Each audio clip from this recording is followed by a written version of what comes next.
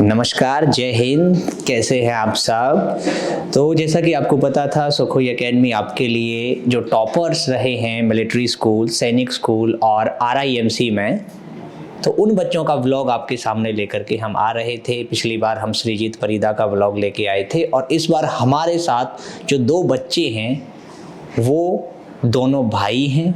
उन दोनों ने एक साथ तैयारी की, दोनों ने सैनिक स्कूल का पेपर भी क्लियर किया, दोनों ने मिलिट्री स्कूल का पेपर भी क्लियर किया और सबसे बड़े कोइंसिडेंस की बात ये रही कि दोनों ही मिलिट्री स्कूल धौलपुर के अंदर एडमिशन दोनों ने लिया है।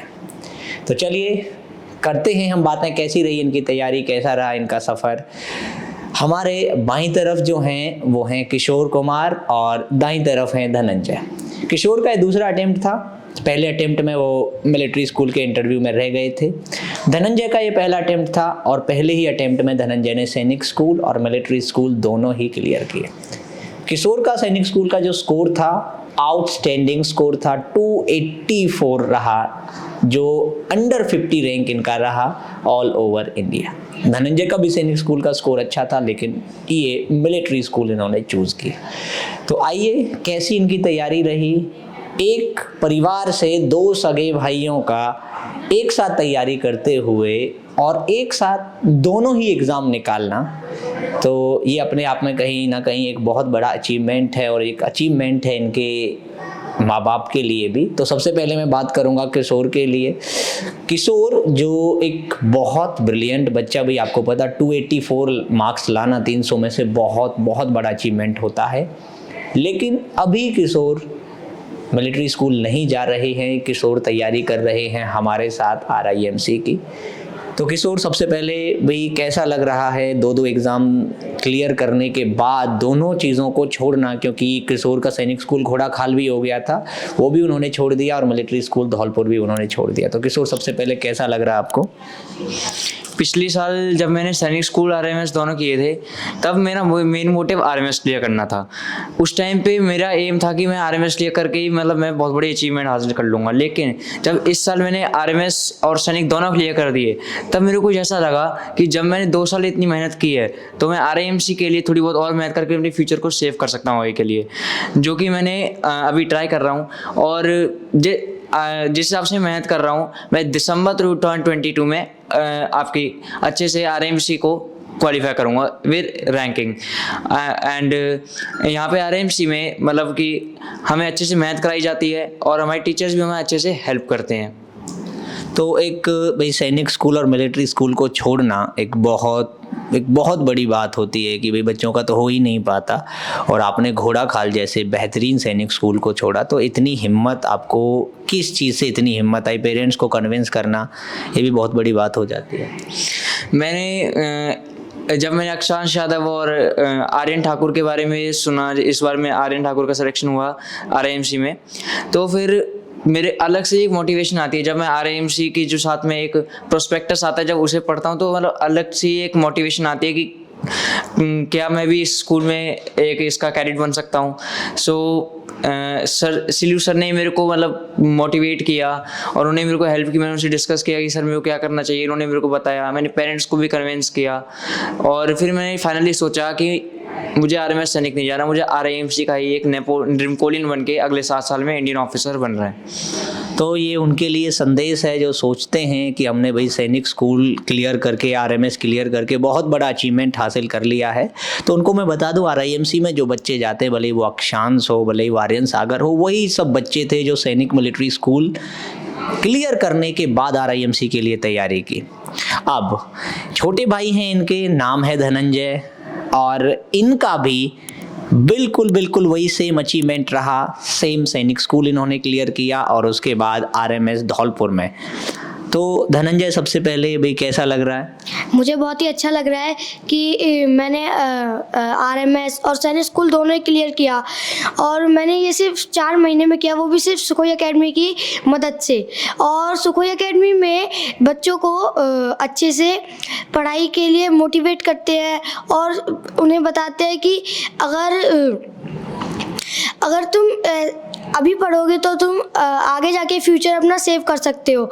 और आरएमएस, जब मैं आरएमएस धौलपुर में मेरा सिलेक्शन हुआ है तो मेरे पेरेंट्स और सुखोई एकेडमी के टीचर्स और मैं और मेरे बाकी परिवार के लोग बहुत ही ज़्यादा खुश थे। और मैं भी खुद पे एक गर्व सा महसूस कर रहा था कि मैंने इतना बड़ा अचीवमेंट हासिल किया है जो कि बहुत सारे बच्चे नहीं कर पाते हैं। तो मेरा यही कहना है कि अगर आपको ये आरएमएस, सैनिक, आरआईएमसी क्रैक करना है तो आप सुखोई एकेडमी में एक बार ज़रूर आइए। चलिए, तो धनंजय भाई, बड़े भाई ने नहीं लिया एडमिशन सैनिक स्कूल में, मिलिट्री स्कूल में, लेकिन आप जा रहे हो आरएमएस, तो आपका मन नहीं हुआ कि मैं आरआईएमसी की तैयारी करूं? मेरा मन हुआ, पर अभी मेरा अटैम्प्ट नहीं है। अगले साल जून में मेरा फर्स्ट अटैम्प्ट होगा, तो मैं तब अपना बेस्ट दूंगा आरआईएमसी क्रैक करने के लिए, क्योंकि आरएमएस और सैनिक से भी एक बड़ी चीज़ होती है, वो है आरआईएमसी। चलो, और धनंजय, मम्मी पापा को कैसा लगा कि भाई दोनों भाई दोनों ने एक साथ इतना बड़ा अचीवमेंट हासिल किया है, तो उनका क्या रिएक्शन था आपके रिजल्ट पे? जब रिज़ल्ट आया था तो मेरे पापा और मेरी मम्मी का खुशी, मतलब मैं जाहिर नहीं कर सकता कि उनकी कितनी खुशी थी और वो मुझसे कितने खुश थे। ये थी मेरे पापा और मम्मी की खुशी।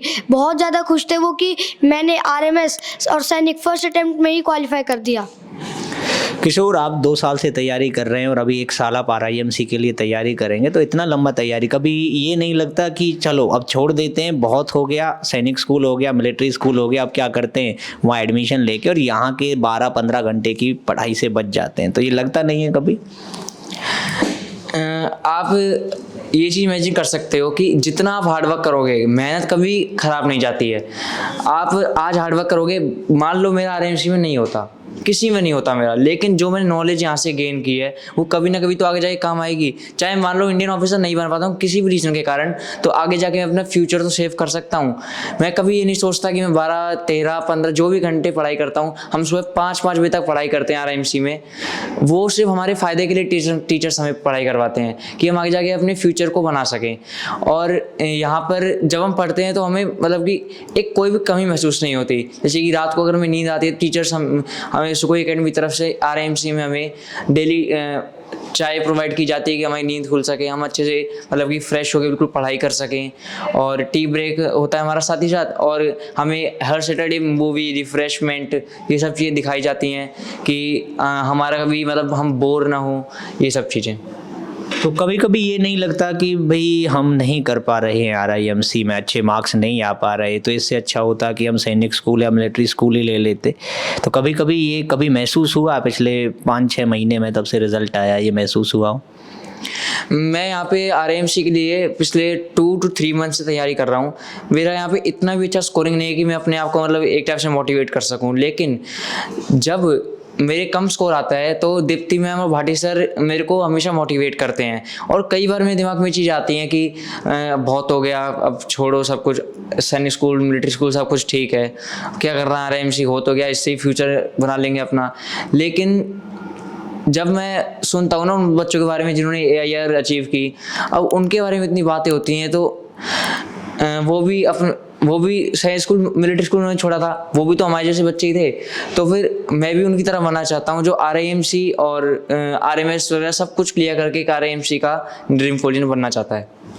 और माहौल का कितना फ़र्क होता? आप एक ऐसे माहौल में रह रहे हैं जहाँ पे पढ़ाई के अलावा आपको कुछ भी नहीं दिखता, तो नॉर्मल बच्चे जो भाई घर से तैयारी कर रहे हैं, तो उनको ये बताइए कि माहौल का कितना फ़र्क होता है सिलेक्शन होने और ना होने में? सीधी सी बात है कि घर पे आप कितना भी ट्राई कर लो, चाहे आप अपने पूरे एफर्ट्स लगा लो, घर पे डिस्ट्रैक्शन बहुत ज़्यादा होती हैं। अगर आप एक बार ट्राई करके देखना, आप पूरे प्रॉपर्ली 6 घंटे लगातार घर में नहीं पढ़ पाओगे, जबकि इधर हमारी 6 घंटे लगातार इंग्लिश की क्लासेस चलती हैं, सुबह 8 बजे से और दोपहर के 1 बजे तक ये हमारी क्लासेस चलती हैं। तो आप सोच सकते हो कि कितना ज़्यादा मतलब कि एक माहौल का बहुत ज़्यादा फ़र्क पड़ता है। और मेन माहौल का ये फ़र्क पड़ता है कि जब बाकी बच्चे हमारे साथ पढ़ रहे हैं तो हमें भी एक अलग से मोटिवेशन मिलती है कि हम भी इनके साथ पढ़ें, हम भी कुछ करके दिखाएं, हमारी भी इनसे ज़्यादा मार्क्स आने चाहिए। अब ये लोग इतनी मेहनत करें वरना हमारा सिलेक्शन नहीं होगा, होगा, ये सब चीज़ें। अब जो बच्चे घर पे तैयारी करते हैं ना, उनको ये पता चलता है कि दुनिया में लोग कितनी मेहनत कर रहे हैं, और इतना ज़्यादा उन्हें मतलब कि बच्चों के बारे में पता ही रहता है कि वो सोचते हैं कि हम भी इतनी मेहनत कर रहे हैं बहुत ज़्यादा, लेकिन तब भी कुछ मार्क्स के कारण वो उस छोटी सी मेहनत के कारण रह जाते हैं। अगर वो सुखोई एकेडमी में आ जाते हैं या किसी भी इंस्टीट्यूशन में आ जाते हैं जो उनके लिए गेटवे ऑफ आरएमसी के तौर पे है, जिसे हम सुखोई एकेडमी कहते हैं, तो फिर वो आगे जाके बन पाते एक आरएमसी एस्पिरेंट। तो धनंजय, आपके लिए भी भाई चैलेंज रहेगा, क्योंकि बड़े भाई ने तो ठान लिया है, तो आप भी वहाँ जाके कहीं बदल जाओ कि नहीं अब तो मैं यहीं खुश हूँ, मैं क्यों इतनी मेहनत करूँ, तो आओगे आरआईएमसी की तैयारी में? मेरा हमेशा से ही मोटिव रहा है कि मैं अपने पेरेंट्स को अपने भाई से कुछ ज़्यादा करके दिखाऊं। मतलब मैं अपने भाई, ये नहीं होना चाहिए कि उसका छोटा भाई है तो फिर वो उससे पीछे रह गया, तो मतलब उससे आगे जाना चाहता हूं, इसलिए मैं आरआईएमसी के लिए अपनी फुल कोशिश करूंगा अपनी तरफ से। चलिए, तो ये थे दो भाई जिन्होंने सैनिक स्कूल किया, मिलिट्री स्कूल किया, और अब बड़ा भाई किशोर जाने वाला है 3 जून को एग्ज़ाम देने के लिए आरआईएमसी का, और उसके पास एक और अटेम्प्ट बचेगा दिसंबर में, और वो पूरी तरीके से डेडिकेटेडली लगा हुआ है आरआईएमसी क्रैक करने के लिए। धनंजय के अभी चांसेस अगले साल आएंगे। तो ये थे दो सगे भाई जिन्होंने एक साथ मेहनत की, और किशोर का पहले अटेम्प्ट में नहीं हुआ लेकिन उसने हिम्मत नहीं हारी, उसका दूसरे अटेम्प्ट में दोनों ही स्कूल क्लियर हो गए, और दोनों ही स्कूल किशोर ने छोड़ दिए।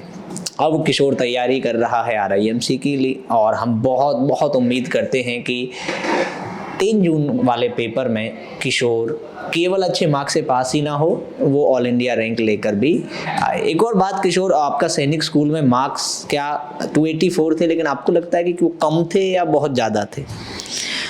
मैं सोच रहा था कि मेरे यहाँ मतलब मैथ में कुछ, जब मैंने अपनी आंसर की मैच की थी यहाँ पे आके, जो मैं टिक ला के लाया था, मेरे पास हाथ में पेपर नहीं था, और मैंने अपने आरआईएमसी में जो स्मार्ट बोर्ड है उस पर चेक किया था, तो मेरे को ऐसा लग रहा था कि मैं 290 के मतलब कि अप्रॉक्स बन रहे हैं मार्क्स, 290 के लगभग, 288 290। लेकिन जब मैंने फिर अपना रियल पेपर चेक किया तो फिर मेरे को कुछ सिली मिस्टेक पता चली अपनी मैथ की, जिससे मैं बहुत ज़्यादा डिसअपॉइंटेड हुआ था कि मैंने उन 2 सिली मिस्टेक्स की वजह से ऑल इंडिया रैंक अपनी मिस कर दी। अगर मैं वो 2 सिली मिस्टेक्स न करता मैथ में, वो सिर्फ प्लस और मल्टीप्लाई की मिस्टेक्स थी जो कि मैंने हेजिटेशन में कर दी थी। और जब भी आप पेपर देने जाते हो, किसी भी कोई भी कम्पिटिटिव एग्जाम हो, आरआईएमसी हो चाहे एनडीए हो चाहे उससे बड़ा एग्जाम हो, आप हमेशा एक मतलब कि एक श्योरिटी के साथ जाइए कि वी नो एवरीथिंग, मतलब कि हम एक श्योरिटी होनी चाहिए 1-2 दिन पहले कि हमें सब कुछ आता है और हमें पूरे मतलब कॉन्फिडेंस के साथ पेपर देना है। और उस हेजिटेशन की वजह से मेरे कुछ मार्क्स डिडक्ट हो गए। तो यही था, ये 12 साल के एक बच्चे का कॉन्फिडेंस है, और ये कॉन्फिडेंस समय के साथ आता है। आप जितना तैयारी करोगे, मेहनत करोगे, तो उसी हिसाब से आपके अंदर आत्मविश्वास बढ़ता है। तो बहुत बहुत धन्यवाद किशोर का, और बहुत धन्यवाद धनंजय का, और बहुत बहुत शुभकामनाएं हैं धनंजय को उनके आरएमएस ज्वाइन करने के लिए और आगे के फ्यूचर के लिए।